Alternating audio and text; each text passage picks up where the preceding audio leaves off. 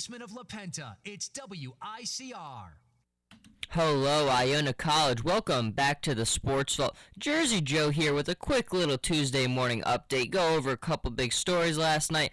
Obviously, if you're watching on the live stream, you can see I'm wearing the Mean Joe Green Pittsburgh Steelers jersey. The Steelers, of course, pulling off the big win last night on Monday Night Football. Unbelievable, really. I mean, Mike Tomlin and the Steelers, 21 points in a wild 120 seconds at the end of the first half.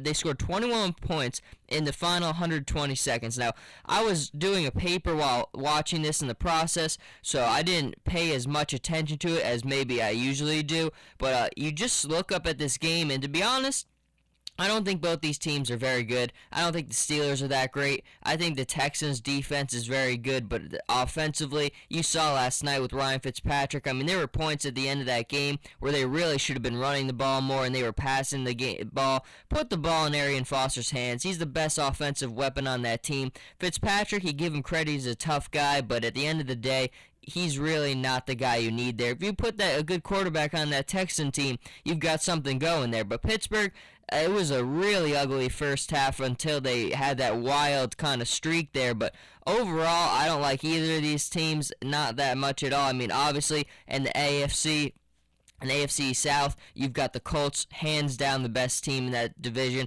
And then when you go to the AFC North, in that division, it's probably a toss-up between Cincinnati and Baltimore. I'm growing less and less in love with Cincinnati, especially with Andy Dalton's inability to beat the big teams. And I'm liking Baltimore a lot more. I believe Cincinnati and Baltimore will play each other at Cincinnati. That's going to be a really interesting game because Andy Dalton's had a really rough stretch right now, losing at New England, tying to the Carolina Panthers, and then not even scoring a single point at Indianapolis. So he's had a really rough 3-game stretch. A.J. Green's been dinged up. A lot of his big weapons have been hurt. This is going to be a really important matchup here. But for Pittsburgh, I think they're really blurring that line between mediocre, 8-8 around somewhere like that. That's what they've been the last couple seasons, and I think you're really starting to see that. And I heard someone say something interesting.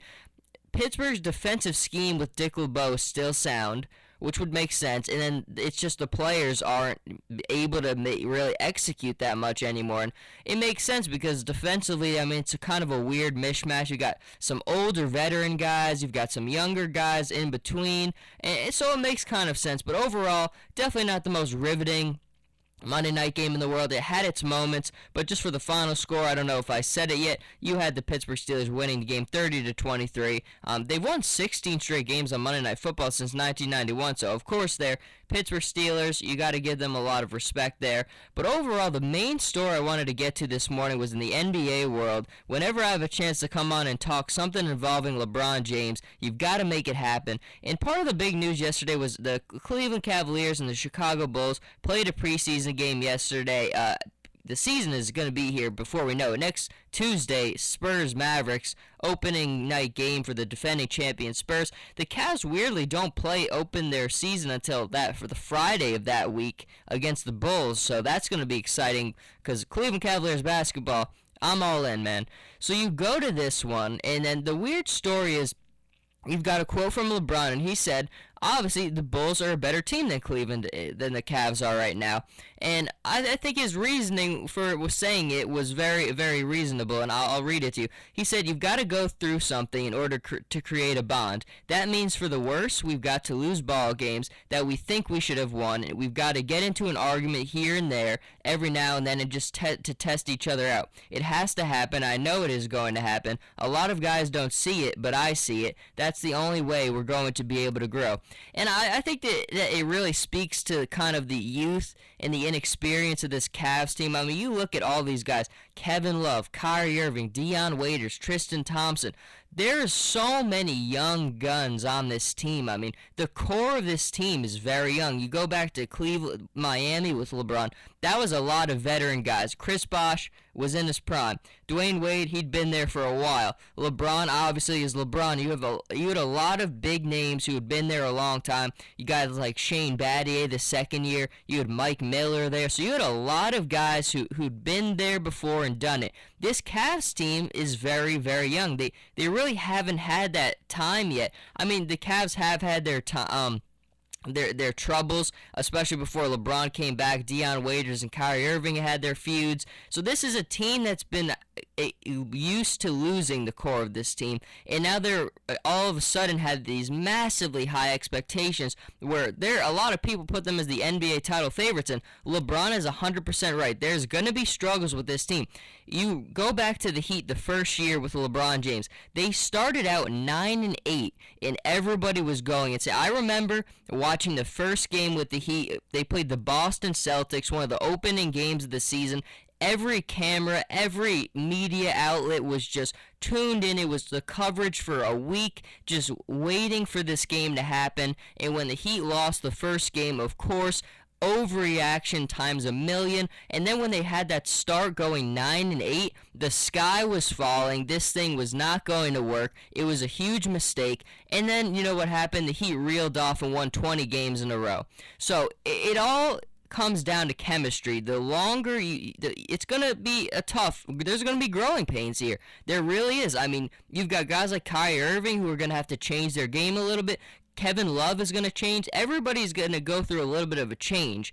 But if you stay the course and you stay persistent, everything is going to be fine, because you look at the roster and the potential for this roster here. When they gel and they mesh, this roster's a million times better than the Chicago Bulls. I like the Bulls. Defensively sound, probably the best defensive team in the NBA. I mean, Tom Thibodeau always bringing great defense. I mean, Jimmy Butler, Paul Gasol you bring in there. Joakim Noah is incredible.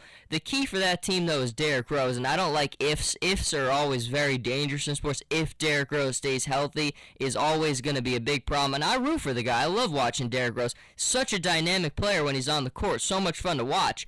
But that's a big if there, because if he's gone, this is a team that really has had troubles to score the basketball. You bring in Doug McDermott. I think Tony Snell is going to get even better. So you're going to get better there, but this is a team that's identity is on the defensive end, and they're not the best offensive team in the world. And the Cleveland Cavaliers, that's the thing that I don't think anyone else can really match them with, is depth on the offense, and when they buy in on defense. Defense is a mindset, offense is a skill set. So I think that defense, just if everyone buys in, they have so much off. I mean, you think of the best four players. Think of that. I keep going back to it. Tristan Thompson at center, or Anderson Varejao. LeBron at small forward. At point guard, Kyrie Irving. Shooting guard, Deion Waiters, and Kevin Love at power forward. That is a dream team roster right there. There's not a lot of teams who can put that out there. I mean, it's all going to come down to, though, defense, meshing together, gelling together, and that's David Blatt's job, and that's going to be LeBron's job. And look, those are two very, very smart guys. The Cavaliers did win that preseason game the other day, but I think LeBron, it just shows you he gets it. Look at last year with Mario Chalmers. They had that incident where LeBron and him were getting into it on the bench. Things like that are going to happen. It's a natural thing to happen in sports, and I think that LeBron is watching for it. And whenever you have a guy as smart as LeBron is, with as high a basketball IQ as he does, I think he gets it. He's the perfect guy to have in this situation with all these young guys. And to be honest, I want it to happen right away. And that's the thing, is I'm expecting that it might take a little while. I mean, they're not going to come into the opening night and go and win every game by 20 points. It's going to take a little while. It might take a couple weeks, maybe the first month of the season, where they still start to really gel and get comfortable with each other. But at the end of the day, when they buy in on defense and when everything gels together, this team's just going to be just fine. And I'm looking forward to making my predictions for who's going to go 1-8 in the East, 1-8 in the West, because we've got some injuries right now, which definitely is going to make things. But the East, to be honest, is wide open. I mean, I think at the end, when this whole Cavs team came together with the decision part 2 going back to Cleveland, I think I was agreeing with people. I put the Bulls above the Cavs, but the more I think about it, the more I've watched the Summer League, the preseason so far, I think I'm putting the Cavs as number 1. Now, for the first couple months of the season, it might be the opposite. Bulls are probably going to be number 1. But I think after a while and this Cavs team starts to gel together, it's going to be fairly clear they're the best team in the East. And there's not a lot of talent in the East. I mean, with Paul George going down for the Pacers, this is a pretty weak Eastern division again. You've got Bulls, Heat, and then the Cavs, I think, are the best three. Then you have good teams like the Raptors, the Wizards, the Hornets are definitely going to start getting up there. And then you have weird bubble teams who were made the playoffs last year, like the Hawks, the Nets. I think the Nets take a step back this year. The Knicks have a chance, but again, when you have Carmelo Anthony, I'm never a big fan of building a team on a guy like that. So the East is wide open. I mean, aside from the top three teams and a couple pretty good teams like the Hornets, like the Wizards, there's not a lot of challenge here in this East. I mean, it's going to come down to the Bulls and the Cavs beating each other up, and then the Heat are going to be interesting as well. But overall, the West, compared to the West, it's Cavs, it's Heat, and it's going to be very exciting. Next Tuesday, the season starts. Going to have a very big NBA special on that Tuesday, October 28th for our WICR Radiothon. All NBA coverage, but I'm glad I got to come in here a little bit and give you the sports update. Thank you all for tuning in. You all have a great day. World Series tonight should be an exciting matchup.